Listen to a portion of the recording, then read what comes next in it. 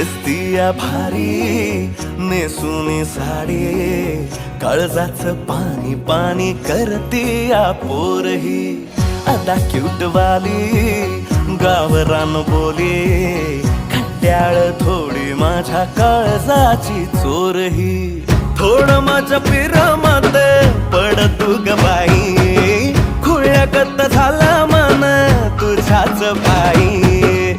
आता मला लागली या लग्नाची घाई, नाही आता बोलू नको अग माझी राणी. होशील का या पठ्याची सोबर घरवाली.